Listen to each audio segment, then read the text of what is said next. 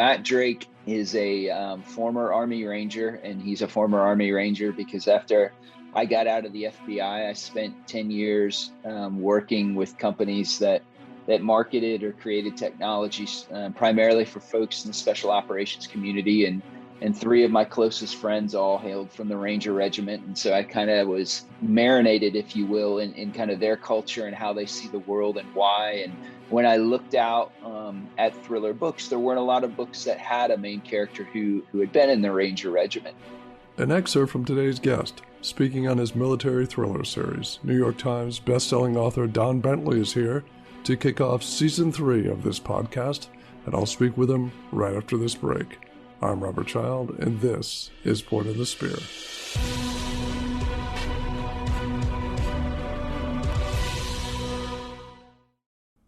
Summer is a great time for catching up on military history, and my book about the 7 Black Medal of Honor recipients of World War II is out now. Immortal Valor chronicles these timeless heroes' life journeys through all the pain and struggle until their ultimate triumphs. I hope you check out the book or audiobook, which is available now in stores and online. Welcome back. Today's guest spent a decade as an Army Apache helicopter pilot, during which time he was stationed in South Korea, Germany, and Texas. While deployed to Afghanistan as a troop commander in support of Operation Enduring Freedom 6, he was awarded the Bronze Star and the Air Medal with V for Valor. His latest book is called Hostile Intent, and New York Times best-selling author Don Bentley joins us now. Don, welcome to the show. Thank you so much for having me. Well, it's our honor, sir. But I say that to everybody. But it is, sir. Very, very much so. I was looking into the book, but before we get into the book, I read your article in National Review, and I was very struck by it. And it was about leaving soldiers behind in Afghanistan. And you served in that conflict, and could you tell us a little bit about your service there? Yeah, so I spent, after college, I spent 10 years in the Army as a Apache helicopter pilot, and one of those was a 1-year deployment to Afghanistan as an air cavalry troop commander. So I was a pilot in command, and was the headquarters and headquarters troops. So I had the folks who are in charge of putting out what are called FARPs, the forward arming and refueling points. And so I was in Bagram for most of my tour, but I had folks scattered across Afghanistan in Organy and Jalalabad and Salerno and Kandahar, all over the place. And then because I was a pilot in command, I actually got to fly quite a few missions as well. And so there are basically 3 types of missions that you fly in Afghanistan. There's one that's called ring route support. And so the majority of equipment and people, for the most part, moved by helicopter rather than vehicle, if at all possible, to avoid IEDs and such. And so when a Black Hawk or Chinook would go and transport people and equipment from fob to fob, Apaches would provide gunship support for it. And so that was could be an 8 or a 9 hour mission that most of the time was pretty boring, but you were just flying from point to point, providing gunship security. And then kind of on the other end of the spectrum, there's a mission set called a direct action mission support, where if guys on the ground were going to go hit a target, you would be the gunship support for that operation. And so that often took the form of a team, like I said, on the ground going after a high value target, and then you would be the gunship support. And the way that we would prepare for that is every time a new special operations team would rotate into country, we would take them across the river there at Bagram and practice with them. So they got used to calling Apache close CCAs is what we called them at the time, close combat attacks. And then the final mission set for is what's called a QRF, or quick reactionary force. And so on that one, you're kind of like the 911 force for the base, in that you usually worked a 12-hour shift. Either, I think it was like 4 a.m. to 4 p.m, or 4 p.m. to 4 a.m. And so you would run the helicopter up and then carry a walkie-talkie with you. And if something went wrong, you had 30 minutes to be airborne to go address that. So that ran the gambit from very benign things like a general wanted to fly from Bagram to Kabul, and so you would be the escort to that, to things that were more interesting, that could be a medevac going out and picking up a guy or a girl, or a tick, or troops in contact. And so those were the three different very broad mission sets that you'd have in Afghanistan. I see. And I read about your service searching for the downed Chinook with the SEALs. So. Yeah, it's part of Red Wings. Yeah, that was rough. I've interviewed several authors who have served in the military and made the transition to author. And one of them is Brad Taylor, and he jokingly said, I wrote my book thinking no one would read it. And you're one of the authors that also made the transition from warrior to author. And what compelled you to do that? I was a writer long before I was in the military, and so I'd actually, even back into elementary school, I remember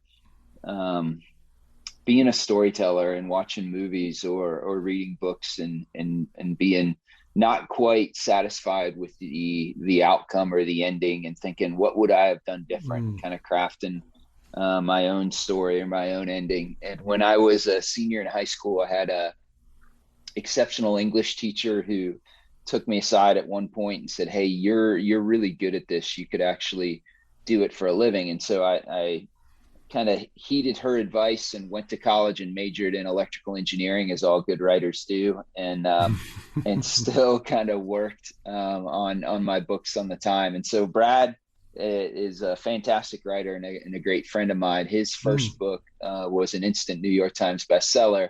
So he figured out pretty quickly that people were going to read what he wrote. My first three books, nobody read because they weren't good enough to sell. And so I spent a good chunk of time reading or writing books that nobody read. And so when I finally got to the point where I wrote Without Sanction, which was my debut novel and the fourth book, it was, I was kind of at the point where I didn't know if anybody was ever going to read what I was writing. And so it's a pretty amazing feeling when it actually sold, and it sold in a 2-book deal. But then that brings, as a writer, kind of its own sense of challenges, because you go from, in my case, writing a series of books that nobody's ever going to read to all of a sudden now you're writing the second in the series, and reviews are coming in on the first, and you realize, holy cow, somebody is actually going to read this, and maybe it should be good since people are going to read it. And so it's kind of funny what you struggle with as a writer. You both and one side of the coin, you think you're never going to have what it takes to make it, and then the other side of the coin, when you get published,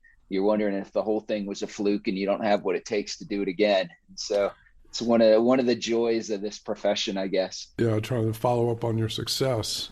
And I noted that after a couple of those books, you were tasked to write in the Tom Clancy world.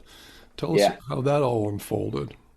Yeah, so I'm very fortunate in that my editor is a guy named Tom Colgan, and Tom was Tom Clancy's editor when Tom was still alive. And then once Tom passed away, the Tom Clancy Foundation kind of arrived at a deal with his publisher that would allow other writers to come in and kind of continue to write in that universe, much like, for George Lucas, that all kinds of people now come in and create in the Star Wars universe that he originally came up with. And so it just so happened that after my second book, I turned in The Outside Man, which was number 2 in the Matt Drake series.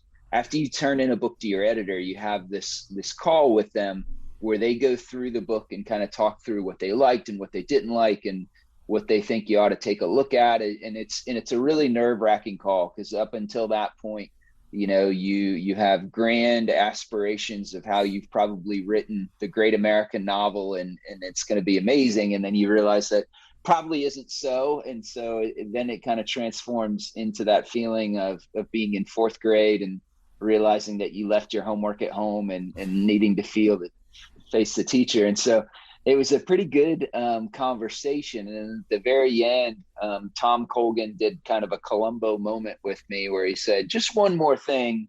Would you be interested in writing in the Clancy world as well? And so the guy who had written before me is a fantastic writer named Mike Madden. And he'd gotten to the point where he'd written a number of Clancy books and wanted to move on to do something else. And so it was a combination of just being in the right place at the right time. And I think Tom Colgan, my editor, made a distinction that it was my second book. And so there's a phenomenon that editors will say that many writers only have one book in them. And what they mean by that is that you have your entire life to write that first book. And so you can rewrite it countless times. Nobody's asking for it.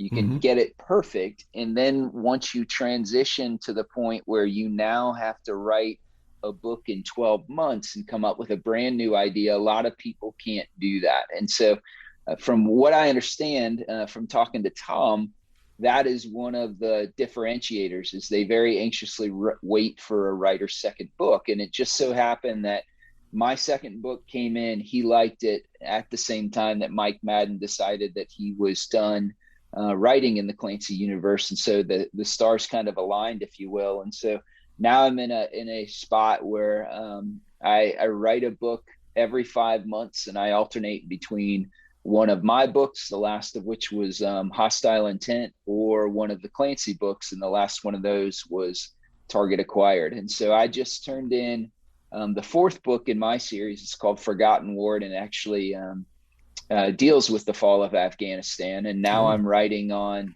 the next Clancy book, which doesn't have a title yet, or actually too much of a plot, but it's due on the 15th of October. So hopefully those come to me pretty soon. I hope you're enjoying this episode.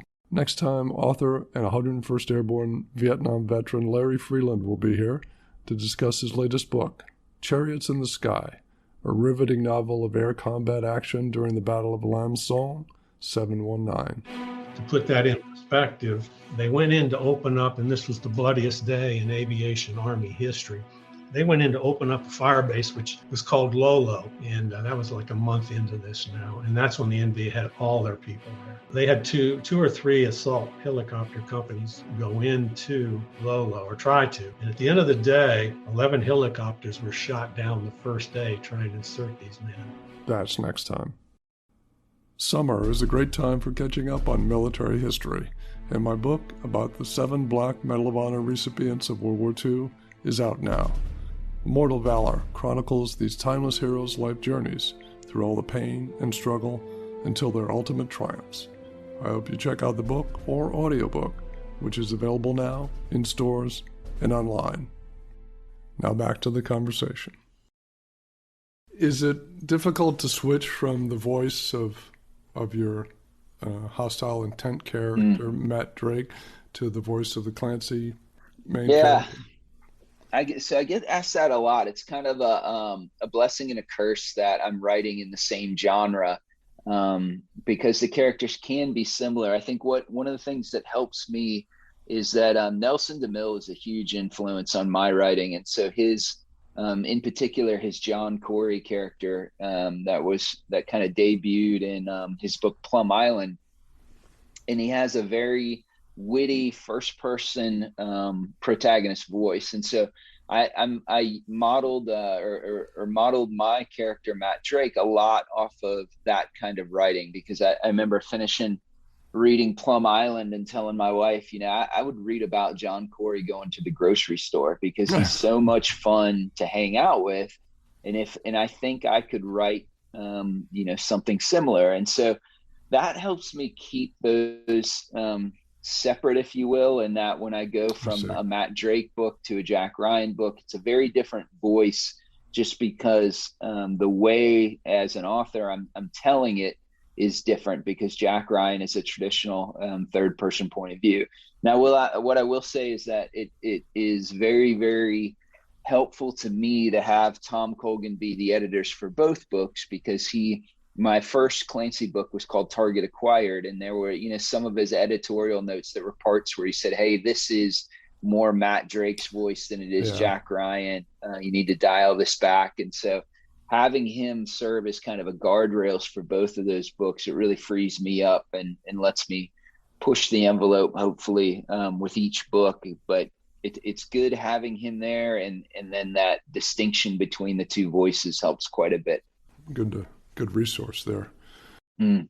For the very few people who haven't read the new series, Matt Drake, introduce us to Matt a little bit more. Sure. and his world. Yeah, so Tom Colgan also likes to say that when you're a new author coming to the genre, you have to do something that's the same but different. And so what he means by that is, Brad Taylor's protagonist is a guy named Pike Logan, and nobody can write a better Pike Logan book than Brad can. If I tried to model my book off of what Brad does, it would be kind of a pale imitation. And so on one hand, you want the reader who, if you like Brad Taylor books and my book is shelved in the same section, to say, okay, I understand why Don's shelved next to Brad, but I also understand that there's something distinct about what Don writes and what his character is. And so I made a couple of choices like I said, it was my fourth book that I'd written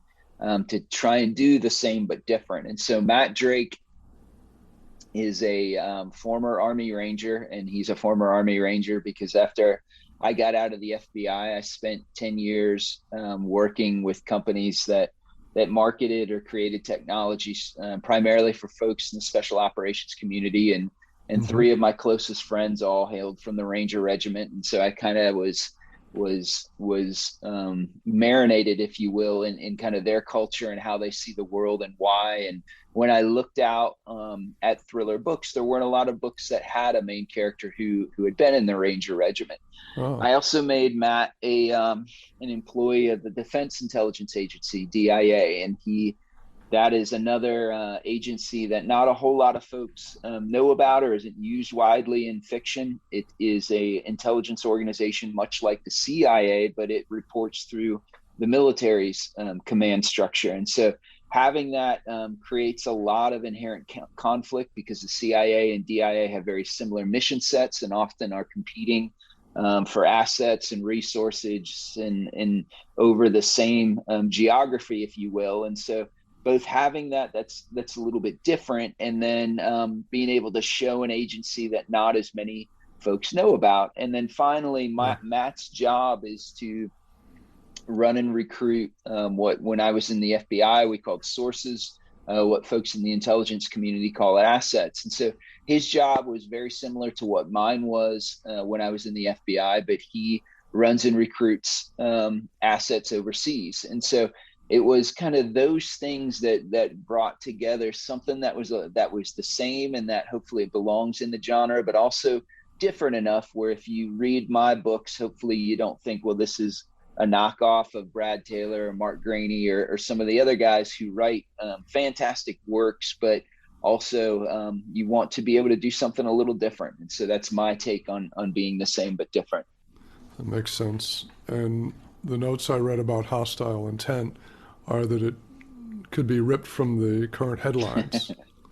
Yeah, it so again, Hostile Intent is the third book in my series, and the first two books, Without Sanction and The Outside Man, very much dealt with a threat based in the Middle East. Without Sanction took place, a lot of it in Syria, and The Outside Man had to do with a former Iraqi general from Saddam's army who's now a criminal mastermind and is trafficking, sex traffic Yazidi girls. And so when I came to write Hostile Intent, I wanted to do something different. I wanted it to take place in Europe. And I also, the books that brought me to this genre that I loved when I was a teenager were books like Hunt for the Red October, but Red Storm Rising, which was an epic military thriller, Red Phoenix by Larry Bond that kind of showed the same thing in Korea, or Team Yankee by Harold Coyle that showed what a Soviet invasion of Germany would look like. And so I wanted to show that on European soil in a European theater and have a more of a throwback to those books. And so as I was looking at that, I thought, what would be a great way to have a limited conflict on European soil. And I thought, what, Ukraine is pretty ripe for that. I'll write about a Russian invasion of the Ukraine. And so when I wrote that book a year and a half ago or whatever it was still a something that was plausible, but something that was still very much in the world of fiction. And since then, unfortunately, it has become fact. And so that's been a very surreal feeling to watch some events that I kind of predicted or thought about or thought through how would happen, then come true in real life, for sure. Has Hollywood come calling? Because I asked that of all the writers I interview, because I've been starting to view Jack Carr's series, The Terminal List, which is excellent, I feel. Yeah, I just finished that as well. Jack Carr is great, and his series was fantastic. And then Mark Greeney's Gray Man actually comes out on Netflix today, so that's going to be my Friday night plans. But those guys are. It seems like right now that's a very common thing to have books made into movies, because both of those guys have been fortunate enough to have that happen. But it's very much in the minority, honestly. Going back to Brad Taylor again, I can't remember, I think he's on book number 17, and each one has been a New York Times bestseller, and he hasn't had any made into TVs or movie shows. And so for me, it is where I think it is with most writers, in that you have some conversations and then you spend most of your time waiting to see if anything's happening. And so I'm very much in the waiting to see if anything's happening phase right now. And I think, even looking at Lee Child, which I think the Reacher series on Amazon was fantastic. I mean, that was his first book, and I think it was, the Tom Cruise movie certainly, but even then was, I think, at least 15 or 20 years after he wrote Killing Floor, that his first film adaptation came. And so it's very much, the folks that have been in this business longer than I have, who I look up to, just kind of say, what, if it happens, that's amazing, but certainly don't plan on it happening. And that's kind of where I am right now. Yeah, don't hold your breath, because exactly. Very fickle. Hollywood is exactly fickle. Well, we've been talking about Don's latest book, Hostile Intent. Don, thank you so much for being on the show today. Absolutely. It's been a pleasure talking with you. That's it for this episode. Thanks so much for joining me.